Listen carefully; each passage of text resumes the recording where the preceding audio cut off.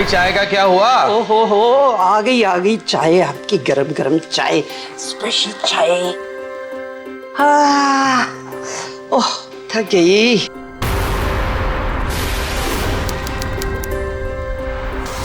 भावना,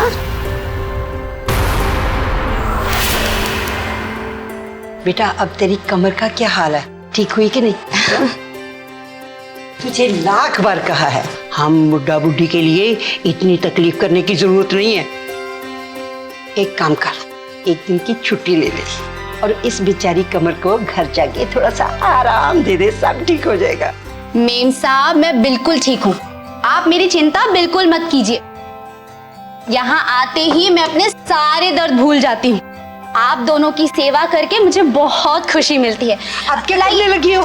अरे अरे बेटा मुझे जरूरत नहीं है। जरूरत है, देखा मैंने कितनी तकलीफ में चल रही थी आप। देखा आपने?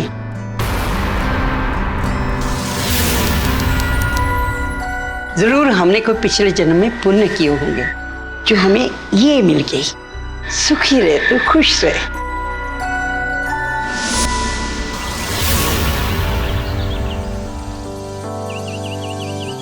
ओहो, रोज इनमें पानी डालता हूँ, कितने प्यार से इनको मैं पालता हूँ, फिर भी ये फूल खिलते क्यों नहीं? आप खिल जाएंगे साहब, ये लीजिए। ये क्या है? इससे पौधों में नई जान आएगी, खास मंगवाया मैंने अपने गांव से। वाह, ये खाद मैं अभी पौधों में डाल देता हूँ। जी। मेरे साथ रहकर तुम्हें भी फूलों की काफी पहचान हो गई है, हाँ?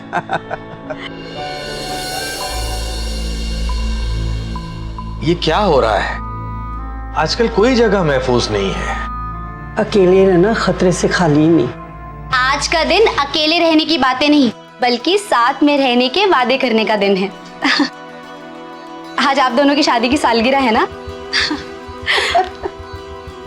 तुझे याद था? जी मेम साहब, कैसे नहीं होता, इतने दिनों आपका नमक जो खाया है। मेम साहब मैं सोच रही थी आज कुछ खास बनाती हूँ। साहब को पालक पनीर पसंद है ना? हाँ बिल्कुल बिल्कुल बिल्कुल। अब मैं क्या कहूँ? तो मेम साहब मैं बाजार से सब्जी लेकर आती हूँ।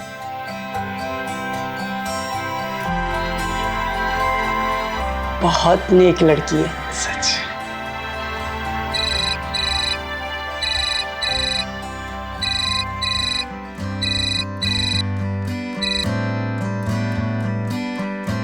हाँ बेटा।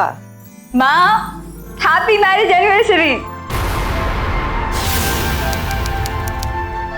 थैंक यू बेटा, थैंक यू। क्या कर रही हैं आप? अब बस टीवी देख रहे हैं और पालक पनीर बनाने की तैयारी चल रही है। वाह, पापा का फेवरेट है ना? लगता है भावना ने सेलिब्रेशन की सारी तैयारियां कर ली। पाँव का दर्द कैसा है?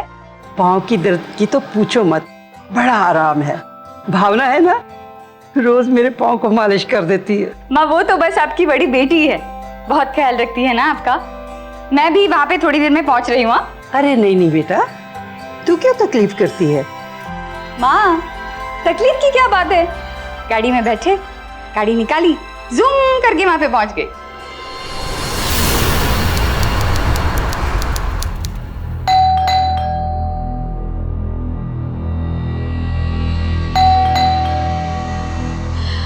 अरे मैं भी क्या पागल हूँ, चाबी मेरे पास ही है और मैं खामखा उनको तकलीफ दे रही हूँ। मैं ही खोल लेती हूँ। मेम साहब आज सोच रही हूँ पालक पनीर के साथ आपकी पसंद का मीठा बना लूं। मेम साहब,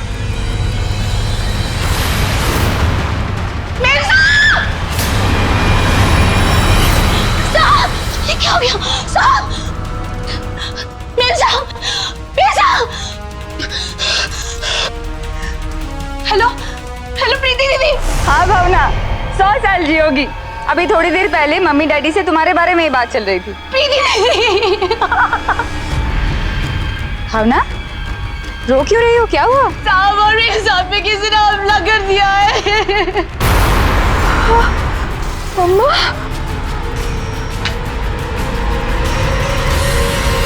दिल्ली के उत्तर पश्चिमी इलाके में रहने वाले एक बुजुर्ग दंपति अपने ही घर में खून से लथपथ पाए गए। लगभग 69 वर्षीय सुहिता और 73 वर्षीय सत्यदेव रिटायरमेंट के बाद इसी घर में कई सालों से अपनी खुशहाल जिंदगी व्यतीत कर रहे थे। तभी एक दिन अचानक अपने ही घर में उन पर जानलेवा हमला हुआ। इस दर्दनाक हमले में सुहिता की मौके पर ही मौत हो गई और उनके पति सत्यदेव मरणासन स्थिति में पाए गए। अपराध ने एक बार फिर दस्तक दी थी। अब ऐसे में सवाल यह उठता है कि आखिर इस बुजुर्ग दंपत्ति पर यह हमला हुआ क्यों? इसके पीछे किसका हाथ था? क्या इसका मकसद सिर्फ लूटपाट था या फिर इसके पीछे कोई और गहरी साजिश छिपी थी? मामा उठो, मामा मुझसे बात करो, मामा मुझसे बात करो, मुझसे बात करो, मामा उठो, मामा।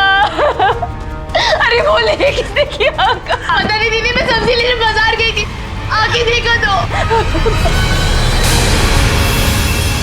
पापा, पापा उठो, पापा बोलो ये किसने किया, बोलो ये किसने किया, मामा मुझसे बात करो, मामा। पापा मैं हेलो हेलो पुलिस स्टेशन।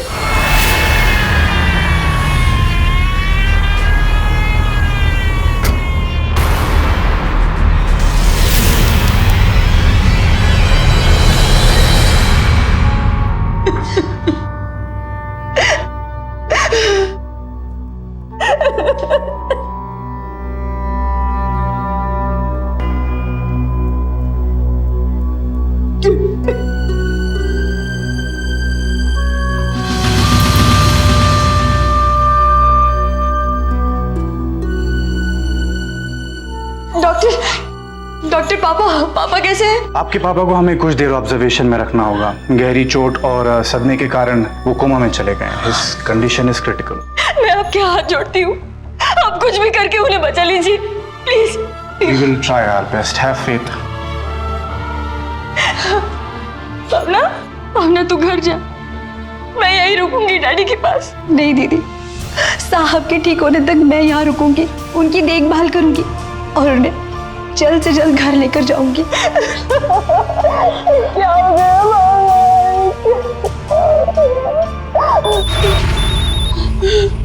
भैया? हेलो, हाँ प्रीति यार, कहाँ है मम्मी पापा? कब से फोन ट्राई कर रहा हूँ उनको विश करने के लिए। यार I really want to come but नहीं हो पाया। मैं जानता हूँ कि वो मुझसे गुस्सा है, कोई बात नहीं, जब मैं नेक्स्ट टाइम आऊंगा तो मैं उनको मना लूंगा। अच्छा तू वहीं होगी ना? बात करा मम्मा से। हेलो प्रीति, कुछ तो बोल। अरे क्या हुआ? भैया माँ पापा पे किसी ने हमला कर दिया है। What? पापा कोमा में और ये क्या बोल रही है? और मम्मा? माँ नहीं रही। ये सब कैसे हो गया? तू फिक्र मत कर, मैं जल्द से जल्द आने की कोशिश करता हूँ।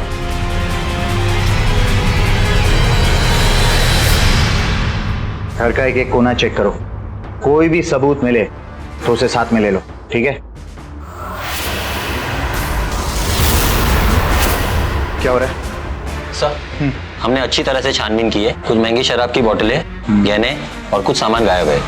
घर भी साफ सुथरा दिख रहा है, सारा सामान अपनी जगह पर है। इससे ये तो पता चलता है कि इसमें किसी अंदर वाले का हाथ है। चलो आसपास के लोगों से पूछताछ करते हैं। ओके सर, चलो। और कौन कौन आया था? नहीं साहब, उनकी नौकरानी के अलावा तो और कोई नहीं आया था यहाँ पे। वो लोग बहुत अच्छे लोग हैं साहब। साहब मैं तो बाहर वाले थैले में दूध डाल के आता था साहब, उनसे कभी मुलाकात नहीं होती थी। महीने के आखिरी में मुलाकात होती थी जब हिसाब होता था साहब, बाकी मुझे कुछ नहीं पता साहब। सब मैं जाऊँ? जी सर। तो परिवार वालों के बारे में क्या जानते हो?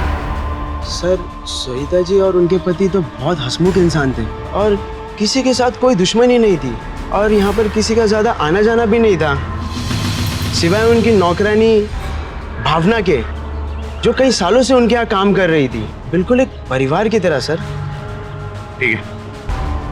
उनकी नौकरानी आई थी, कुछ सामान लेकर चली गई। साहब कभी कभार आ जाते हैं, बहुत सालों से यहीं रह रहे हैं, बड़े अच्छे लोग हैं साहब। और कुछ जानते हो? कुछ नहीं साहब, बस नहीं।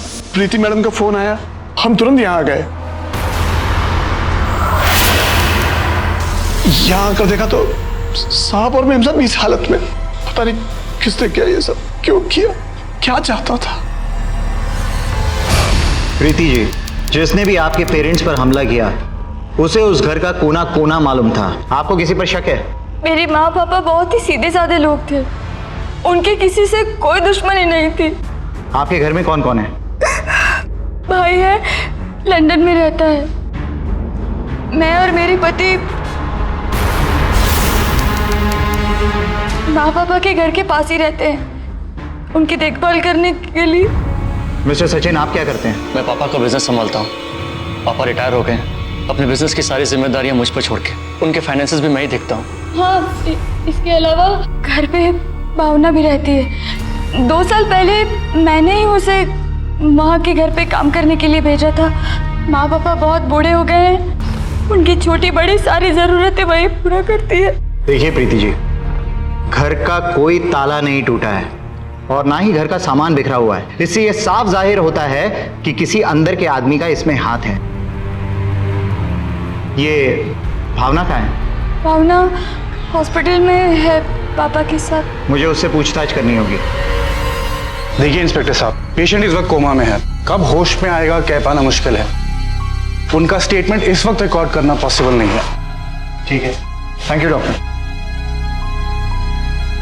भावना, कत्ल के वक्त तुम कहाँ थी? जी, मैं सब्जी लेने बाजार गई थी। सेठ सेठानी की शादी की सालगिरह थी, वो दोनों बहुत खुश थे।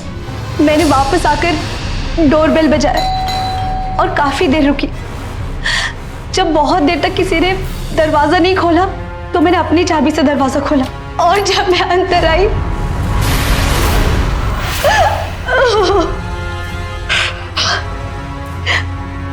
फिर मैंने प्रीति दीदी को फोन किया। तुमने पड़ोसियों को आवाज क्यों नहीं लगाई?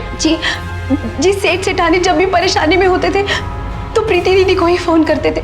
ये बताओ कि तुम्हारे अलावा इस घर की चाबियां और किसके किसके पास है? कौन कौन आता जाता था? साहब, मेरे अलावा चंदर के पास होती थी चाबी। चंदर कौन है? जी साहब के यहाँ पीजी रहता था। अभी कहाँ है वो? साहब की कीमती दारू चोरी करते हुए रंगे हाथ पकड़ा गया था। साहब ने उसे डांटा और वो गुस्से में घर छोड़ के चला गया था। उसका कोई कांटेक्ट नंबर है तुम्हारे पास? जी, प्रीति दीदी के पास है।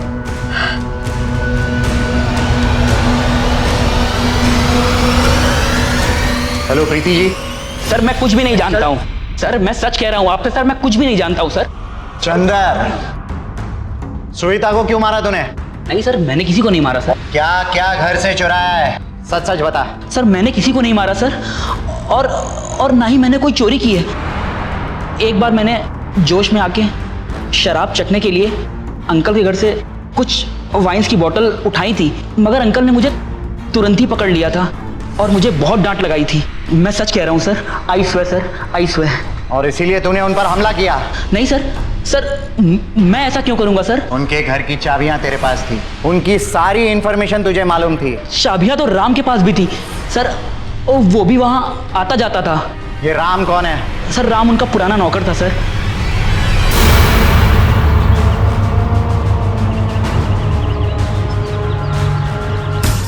खेलो खेलो, आज खूब खेलो। अरे बहुत माल है अपने पास, सब जीत के जाऊंगा। जाएगा, लेकिन थाने पकड़ो इसको। बहुत माल कमाया तूने, चल थाने चलकर हिसाब करते हैं। चल। साहब मैंने क्या किया साहब? मेरा क्या कसूर है साहब? थाने चल, सब पता चल जाएगा तुझे। साहब नहीं साहब, मैंने कुछ नहीं किया साहब, मैं सच बता रहा हूँ साहब। मैंने साहब और मेम साहब का खून करने की कोशिश नहीं की साहब, मेरा यकीन कीजिए साहब। अरे मैं तो वहां पे गया ही नहीं साहब, मेरा यकीन कीजिए। तेरा यकीन करूं?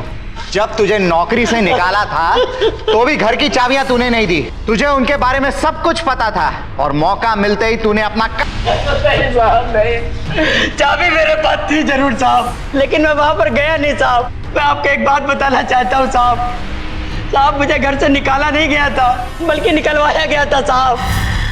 साहब के दामाद सचिन ने मुझे निकलवाया था साहब। वो बहुत खराब आदमी है साहब, साहब के सारे पैसे उसके खाते में जाते हैं साहब।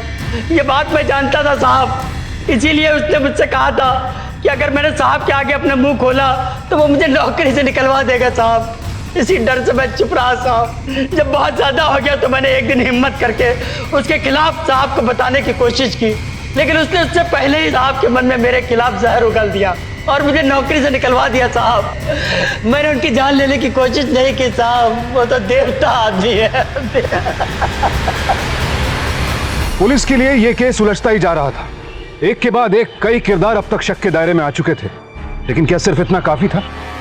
कड़ियां मिलती जा रही थी लेकिन कोई ठोस सबूत नहीं मिल रहा था।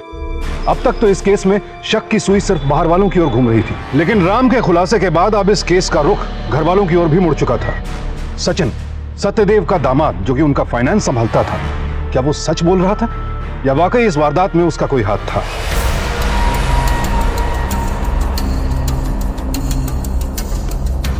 हेलो, पैसों का इंतजाम हुआ या नहीं? तुम्हारी आजकल सुन के मैं तंग आ चुका हूं। देखो, मैं कुछ नहीं जानता, मेरा सारा प्लान चौपट हो जाएगा अगर मुझे वक्त पर पैसा नहीं मिला तो। मुझे जल्द से जल्द पैसे लाके दो, समझे?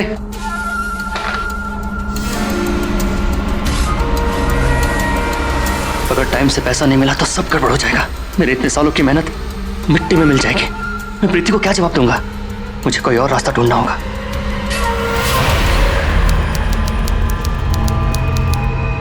इंस्पेक्टर साहब, आइए बैठिए। आपको कुछ पता चला? 1 हफ्ता हो गया है, मेरे पेरेंट्स पर किसने हमला किया? देखिए, हम पता लगाने की कोशिश कर रहे हैं। आप पता लगाने की कोशिश ही कर रहे हैं?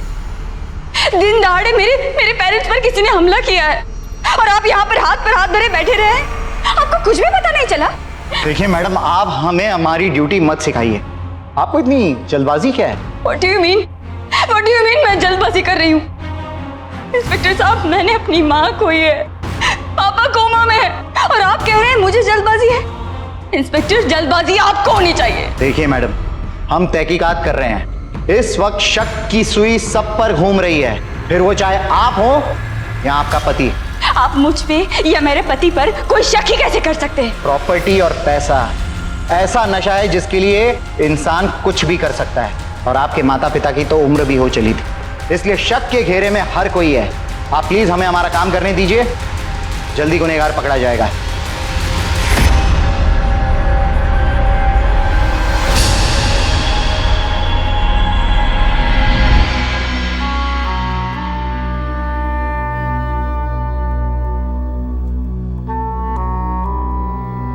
वाह पापा, इतने सारे फूल, बहुत अच्छा लग रहा है।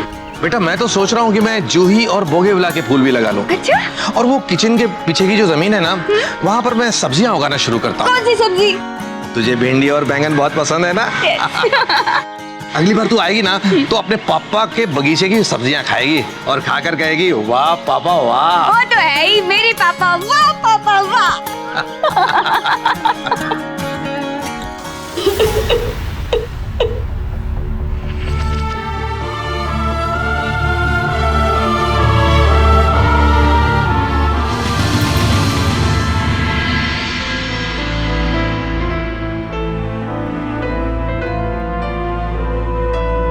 भावना, कब तक यूं ही यहाँ बैठी रहोगी? हाँ, जा घर जा, आराम कर ले जा। घर काटने को दौड़ेगा दीदी, मैं कहीं नहीं जाऊंगी। साहब यहाँ है और मेम साहब हम लोग को छोड़ के चली गई। मैं समझती हूँ भावना, पर ऐसे इस तरह यहाँ बैठी रहेगी ना तो तबीयत खराब हो जाएगी तेरी। जा तू घर जा, आराम कर जा। नहीं दीदी, मैं साहब के साथ ही घर जाऊंगी। जब तक वो ठीक नहीं हो जाते मैं कहीं नहीं जाऊंगी।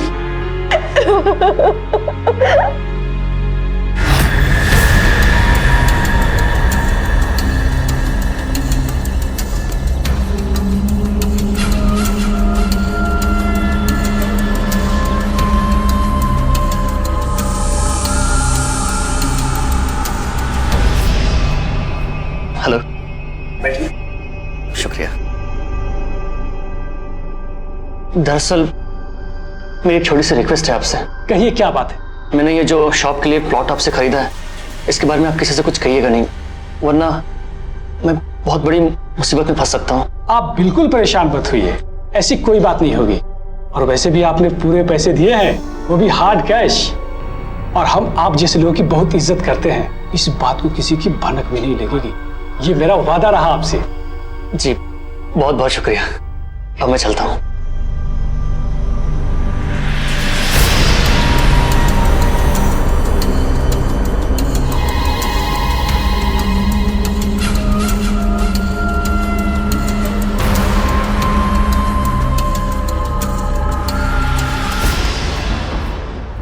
जी कहिए। ये जो यहाँ से सचिन गया, यहाँ क्यों आया था? बस कुछ काम से। रियल एस्टेट के ऑफिस में प्रॉपर्टी खरीदने के अलावा और कौन सा काम हो सकता है? क्या डील हुई थी? बस ऐसे ही साहब। सीधी तरह से बताता है या ले चलूं थाने? साहब मैंने कुछ नहीं किया, आप मेरी बात का विश्वास कीजिए। ये आदमी मेरे पास आया था एक प्लॉट खरीदने 9 मई को। 9 मई? हाँ साहब, ये आदमी देखने में जितना सीधा साधा है उतना ये है नहीं। ये बहुत ही मालदार पार्टी है। पूरे के पूरे पैसे कैश दिए। कितने दिए? 50 लाख। 50 लाख। 8 मई को इसके सास ससुर पर हमला हुआ और 9 मई को ये 50 लाख की प्रॉपर्टी खरीद रहा है। चलो चलकर बधाई देते हैं उसे। चलो। मैं खोलती हूँ।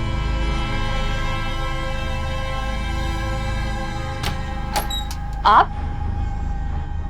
तो पार्टी की तैयारियां हो रही थी। हाँ? मेहमानों की लिस्ट में हमारा नाम नहीं था, फिर भी हम आ गए। और रविश, आप हमसे इस तरह से बात कर ही कैसे सकते हैं? एक हफ्ता ही तो हुआ है मेरी माँ को गुजरे हुए और आप? और 1 हफ्ता हुआ है आपके पति को प्रॉपर्टी खरीदे हुए।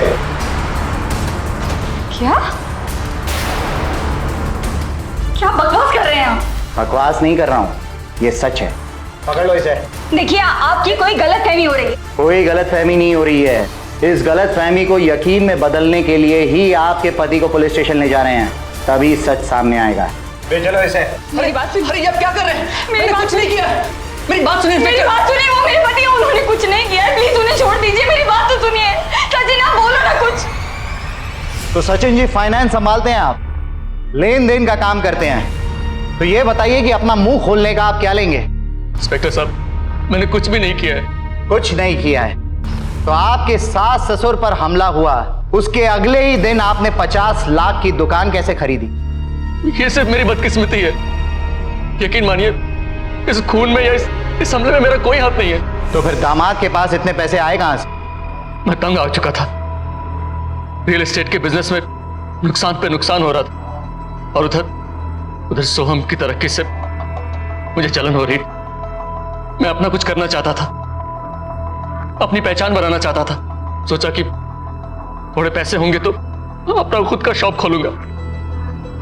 पापा से पैसे मांगने में मुझे शर्म आ रही और इसीलिए उनको मारने की कोशिश की। मैंने आपसे कहा ना, मैंने उन्हें नहीं मारा।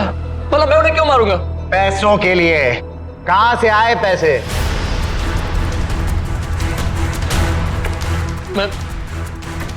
मैं सोहम के पैसे ट्रांसफर होने का वेट कर रहा था। पापा का सारा अकाउंट मैं ही संभालता था। बहुत यकीन था उन्हें मुझ पे। मैंने सोचा कि जब कंपनी के एम्प्लॉयज की सैलरी देने के लिए सोहम बैंक में पैसे जमा करेगा तो वो पैसे मैं निकाल लूंगा और उसे अपने काम में लगा लूंगा। और जब सैलरी देने का टाइम आएगा तब तक मेरे पैसे आ जाएंगे, मैं वो बैंक में वापस जमा कर दूंगा। इससे मेरा काम भी नहीं रुकेगा और जो पैसे मैंने अपने इस्तेमाल के लिए लिए थे मैं उसे वापस जमा कर दूंगा। किसी को कुछ बताने की जरूरत नहीं पड़ेगी। लेकिन इससे पहले मैं कुछ कर पाता, ये हादसा हो गया। प्रीति मेरा यकीन करो, मम्मी डैडी मुझे भी उतने ही प्यार है जितना कि तुम्हें। मैं सच कहता हूं, मैंने कोई खून नहीं किया, कोई चोरी नहीं की है। प्रीति जी, आपके पति ने आधा सच तो कबूल कर लिया है, बाकी का आधा हम इनसे उगलवा लेंगे। ले जाओ इसको।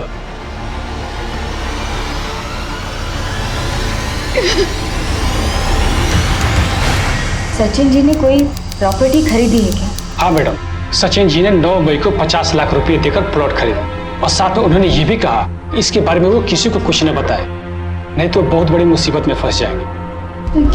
Okay madam.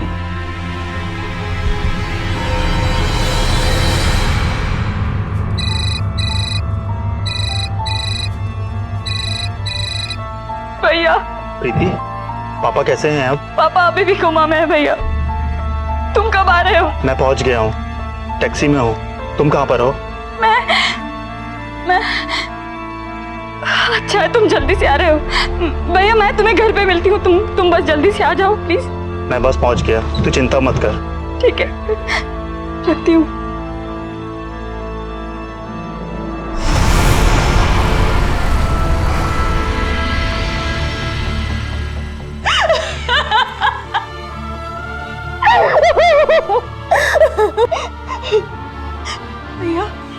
जगह पर भैया इधर ही मम्मी पापा और हम लोग और मम्मी चली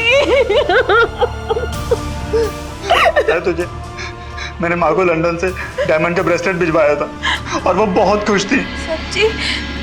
पर माँ ने तो मुझे उसके बारे में नहीं बताया, जबकि माँ मुझे सारी बातें बताती थी। क्या? शायद भैया देखते हैं।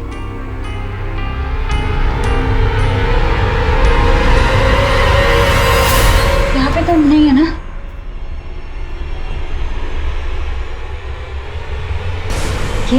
यही बॉक्स है। हाँ, कुरियर आया था।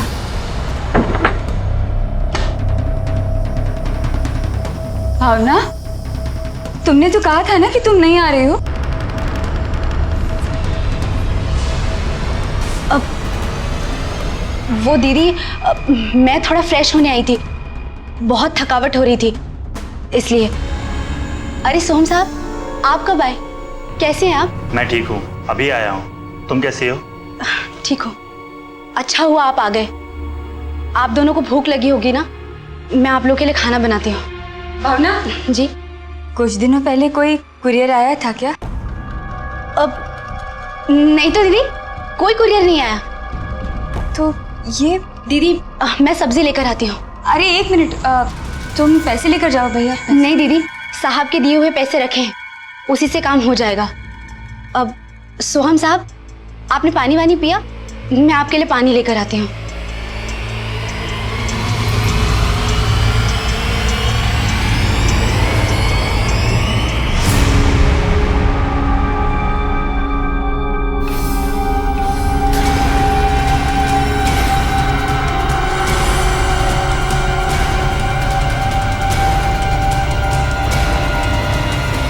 भावना उस दिन भी सब्जी लेने गई थी, पर खाना बना नहीं, क्योंकि उससे पहले ये हादसा हो चुका था।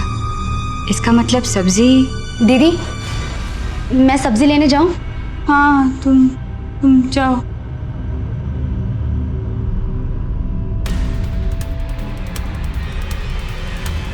जितना प्रीति भावना को देखकर सकते में थी, उतनी ही भावना भी प्रीति और सोहम को वहां देखकर भौचक्की थी।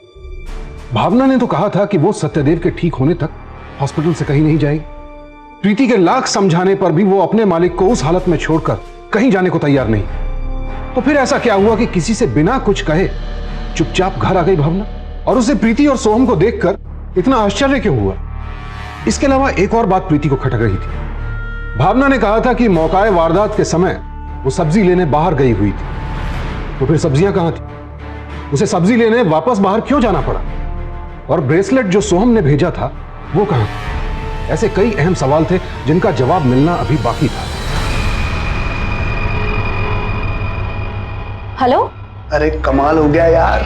क्या हुआ? कुबेर का खजाना हाथ लग गया क्या? अरे उससे कम भी नहीं।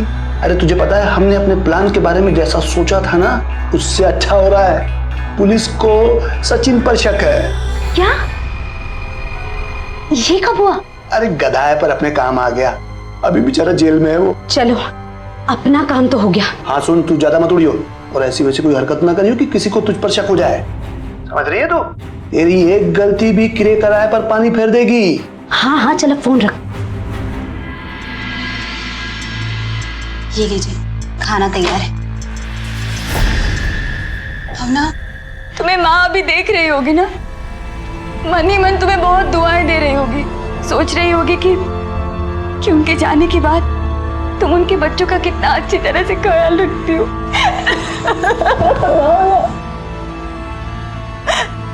दीदी, आप बिल्कुल भी चिंता मत कीजिए। सचिन जी बेकसूर हैं और वो जल्द ही जेल से वापस आ जाएंगे। भावना, तुम्हें कैसे पता चला कि सचिन पुलिस स्टेशन में है? तुम तो अस्पताल में थी ना? वो दीदी, अस्पताल में पुलिस वालों को बात करते हुए सुना था मैंने। भावना, भगवान करे तुम जो कह रही हो ना वैसा ही हो। दीदी, आपको और कुछ चाहिए? नहीं, मुझे कुछ नहीं चाहिए। मुझे खाना भी नहीं खाना है। तो मैं अस्पताल जाती हूँ।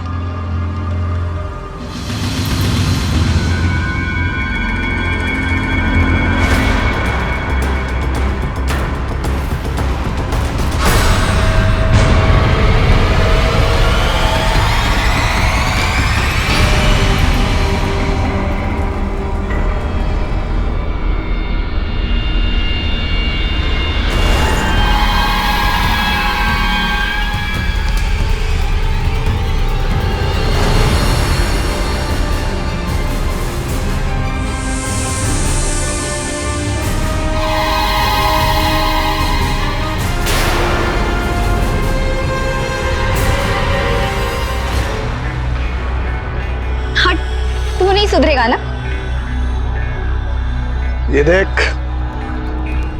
हाय, मेम साहब के सोने का छल्ला। लेकिन तू इसे यहाँ लेकर क्यों आया है? बेच रहे। अरे गधी, तेरे लिए लाया हूं। अब मैं तो पहनूंगा ना। पहन के तो दिखाइयो, देखो तो सही तू कैसी लगती है।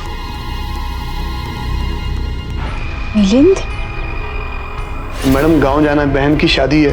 अगर 2 दिन की छुट्टी मिल जाती तो। 2 दिन में आ जाए। जी मैं 2 दिन में आ जाऊंगा। अब ये सब जल्दी खत्म हो जाए बस। बस एक बार वो पुट्ठा मर जाए, सब पटरी पे आ जाएगा। तो चिंता मत कर। अरे चिंता कैसे ना करूं, सिर्फ 2 दिन है मेरे पास ठिकाने लगाने के लिए। सुन, तू उस बुड्ढे को ठिकाने लगा, जब तक इसे मैं संभालता हूं। मिलिंद को भावना के साथ देखकर प्रीति के पैरों तले से जमीन खिसक गई। जो मिलिंद 2 दिन पहले बहन की शादी के लिए छुट्टी लेकर गया था, वो अचानक यहां क्या कर रहा था? और उससे भी ज्यादा चौंकाने वाली बात यह थी कि मिलिंद भावना के साथ क्या कर रहा था। तभी उसकी नजर अपनी मां के सोने के कीमती छल्ले पर पड़ी। वो भौचक्की रह गई। उसे यकीन नहीं हो रहा था कि जो भावना उसके माता पिता पर जान छिड़कती थी, वो इस संगीन साजिश में शामिल थी, और वो भी अकेले नहीं, प्रीति के ड्राइवर मिलिंद के साथ। इंस्पेक्टर साहब, मिलिंद मुझसे 2 दिन की छुट्टी लेकर गया था। ये सब कुछ मिलिंद और भावना का ही किया कराया है। मैं सोच भी नहीं सकती थी कि वो दोनों ऐसा कर सकते हैं। मेरे पेरेंट्स उन पर कितना विश्वास करते थे, मैंने कितना विश्वास से उन्हें वहां पर रखा था। प्लीज इंस्पेक्टर साहब, प्लीज अब जल्दी चलिए, इससे पहले कि वो दोनों ही वहां से भाग जाए। प्लीज आप मेरे साथ जल्दी चलिए प्लीज। विजय, शैलेंद्र, चलो।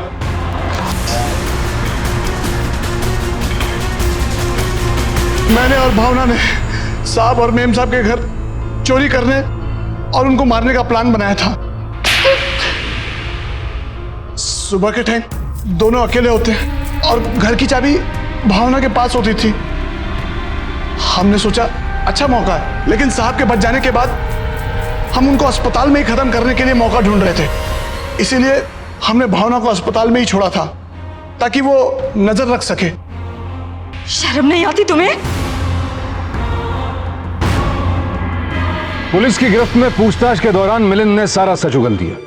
उसने कबूल किया कि उसने और भावना ने मिलकर ही यह खतरनाक साजिश रची थी। उसने यह भी बताया कि अब उनका अगला कदम हॉस्पिटल में सत्यदेव को मारना था।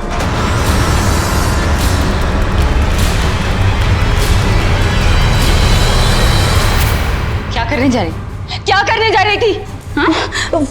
वो दीदी में बेटी की तरह प्यार करते थे ना तुम्हें, ये सिला दिया तुमने उनके प्यार का। दीदी मुझे माफ कर दीजिए। दीदी मुझसे बहुत बड़ी भूल हो गई। दीदी मुझे माफ कर दो। हमारी वजह से मेरी माँ गुजर गई। मेरे पापा की ये हालत है और तुम कहती हो मैं तुम्हें माफ कर दूं? बताओ कैसे माफ करूं? कैसे माफ करूं मैं तुम्हें?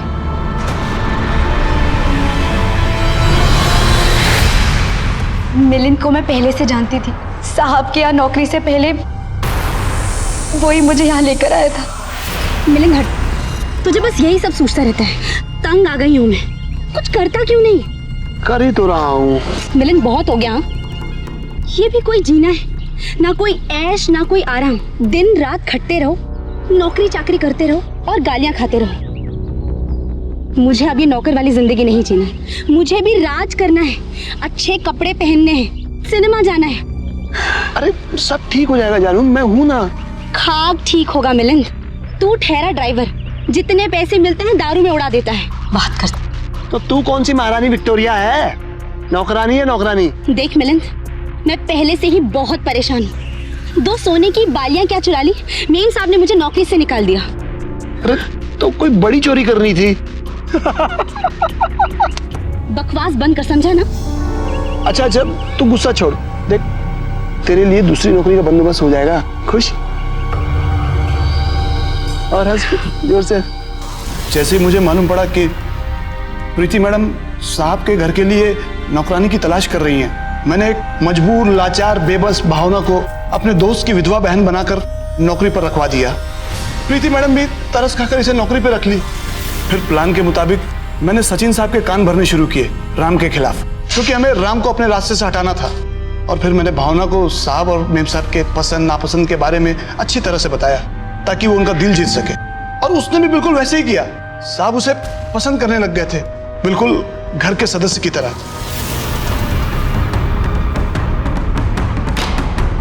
बिल्कुल तेरे प्लान के हिसाब से एकदम दिल जीत लिया है मैंने सभी का।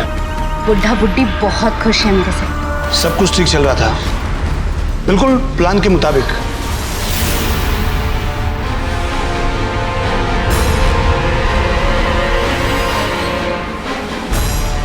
ठीक है, फिर तुम लोग काम पे लग जाओ, शाम को घर पे मिलते हैं। चल।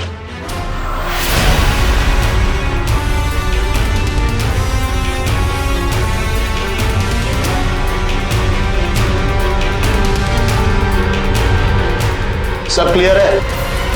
कल उनकी शादी की सालगिरह है। कल का दिन सबसे अच्छा है, ठीक 11 बजे। उस दिन साहब और मेम साहब बहुत खुश थे क्योंकि वो सोहम बाबा के तोहफे का इंतजार कर रहे थे। हर साल सोहम बाबा उनको महंगा तोहफा जरूर भिजवाते थे और उस दिन भी। मेम साहब कुरियर वाला है, दस्तखत चाहिए। सोहम का होगा। हाँ, सोहम का ही है ना? हाँ।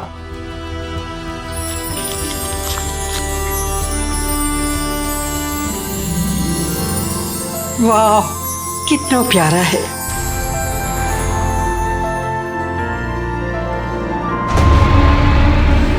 बहुत सुंदर है। बहुत महंगा होगा ना? 10 लाख से कम क्या होगा? मेम साहब, मैं बाजार से सब्जी लेकर आती हूँ।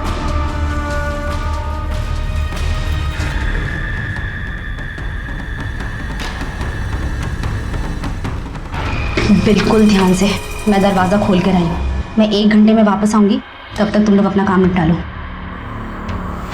भावना हमारे अंदर जाने का रास्ता दिखाकर खुद मार्केट चली गई और हम तीनों बिना आवाज किए अंदर घुसे और अपने अपने काम पे लग गए।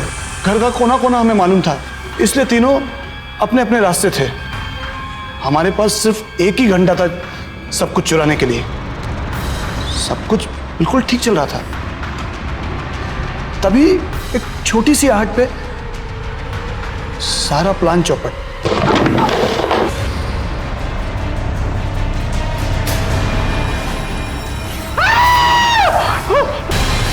और मैंने प्रीति दीदी को फोन किया, ऐसे दिखाया जैसे मुझे कुछ पता ही नहीं।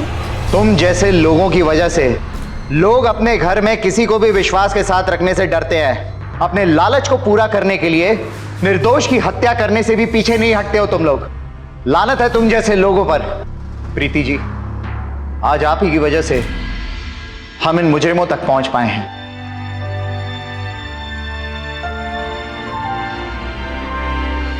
प्रीति, मुझे माफ कर, मेरा यकीन मानो मैंने कुछ भी। मैं समझ सकती हूँ तुम पर क्या बीती होगी। मुझे तुमसे कोई शिकायत नहीं है, लेकिन एक बार तुमने मुझसे कह तो दिया होता। I am sorry. बस तुम्हारी वजह से मैं बेगुनाह साबित हो गया। पापा, घर चलिए। मिलिंद और भावना जैसे लोग अपने लालच में इस कदर अंधे हो जाते हैं कि ना तो वो दूसरों की जिंदगी की परवाह करते हैं और ना ही उन्हें औरों से मिले प्यार और अपनेपन का कोई एहसास होता है। प्रीति और उसके परिवार ने भावना को हमेशा परिवार के एक सदस्य का दर्जा दिया, लेकिन इसका उन्हें क्या सिला मिला? मिलिंद और भावना आज अपने किए की सजा भुगत रहे हैं।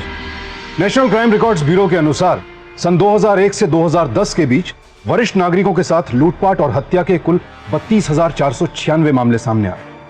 लेकिन एक सर्वे बताता है कि पुलिस के पास कुल अपराधों में से मात्र 23% ही दर्ज हो पाते हैं, यानी असल आंकड़ा कहीं ज्यादा है और यह हर साल बढ़ता जा रहा है। इसी वजह से पुलिस ने अलग अलग शहरों में वरिष्ठ नागरिकों के लिए विशेष हेल्पलाइन शुरू की हैं ताकि उन्हें जल्द से जल्द मदद मुहैया कराई जा सके। इसके अलावा कई सामाजिक संस्थाएं भी हैं जो वरिष्ठ नागरिकों की मदद के लिए हमेशा तत्पर हैं। आज प्रीति और सचिन सत्यदेव की देखभाल में कोई कसर नहीं छोड़ते हैं, लेकिन अफसोस, अगर उन्होंने पहले ही सावधानी दिखाई होती तो यह हंसता खेलता परिवार इस वारदात का शिकार न होता। आज प्रगति की दौड़ में हम सबकी रफ्तार इतनी तेज हो गई है कि हमारे पास परिवार के लिए समय ही नहीं है। यही वजह है कि कई बुजुर्ग हंसता खेलता भरा पूरा परिवार होने के बावजूद खुद को अकेला पाते हैं और उनका यही अकेलापन अपराधियों के लिए मौका बन जाता है। जो प्यार उन्हें अपने अपनों से मिलना चाहिए वो उसे दूसरों में तलाशते हैं और भावना जैसे शातिर लोग उनके इसी भरोसे का कत्ल करते हैं। इसलिए बेहद जरूरी है कि हम अपने काम की व्यस्तता और परिवार के बीच संतुलन बनाए रखें ताकि ऐसे अपराधों को पनपने का मौका ही न मिले। सावधान इंडिया सलाम करता है प्रीति के उस जज्बे को जिसके दम पर उसने अपने परिवार को इंसाफ दिलाने की लड़ाई लड़ी और जीत भी हासिल की। अब मैं सुशांत सिंह आपसे विदा लेता हूं। कल फिर मुलाकात होगी एक और ऐसी ही अद्भुत दास्तान के साथ। देखते रहें सावधान इंडिया, इंडिया फाइट्स बैक।